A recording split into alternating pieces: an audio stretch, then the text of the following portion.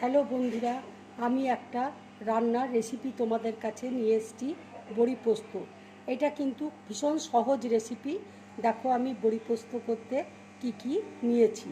এখানে বড়ি আমি নিয়েছি, এখানে আছে পোস্ত, এখানে শুকনো লঙ্কা, কাঁচা লঙ্কা, এখানে আমি দু রকমের লঙ্কাই ব্যবহার করেছি। এবার পোস্ত আর লঙ্কা আমি বেটে নেব আর বড়িকে ভেজে নেব। তেল দেখো গরম হয়ে গেছে। এবার আমি শুকনো লঙ্কা ফোড়ন দিচ্ছি।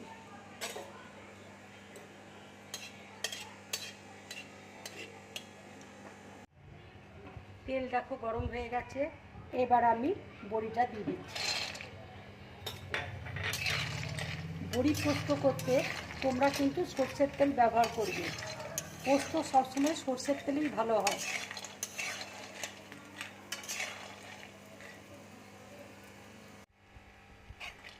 বড়িটা দেখো ভাজা হয়ে গেছে। এবার আমি নুন দিয়ে দিচ্ছি।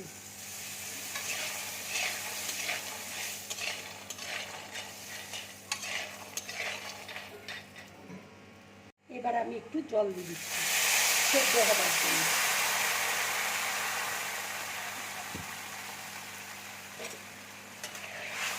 বড়িটা সেদ্ধ হয়ে গেলে আমি পোস্তটা দিয়ে দেবো। বড়িটা দেখো সেদ্ধ হয়ে গেছে। এবার আমি পোস্তটা দিয়ে দিচ্ছি।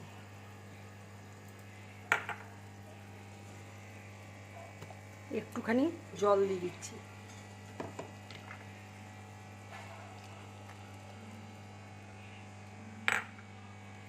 এই পোস্তটা একটু ঝোলা ঝোলা রাখবে, কেন না হলে বড়িতে জলটা টেনে নেবে।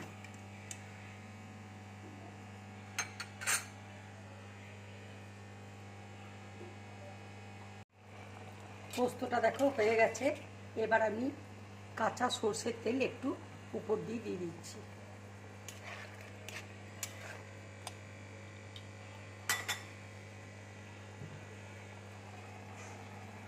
দেখো পোস্তটা হয়ে গেছে। এবার আমি গ্যাসটা অফ করে দিচ্ছি।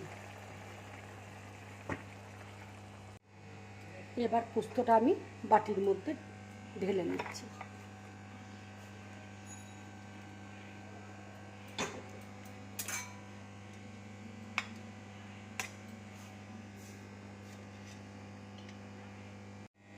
যারা নতুন রান্না করছো তারা এইভাবে পোস্ত বানিয়ে খাবে, গরম ভাতের সাথে খাবে, খুব ভালো লাগবে খেতে।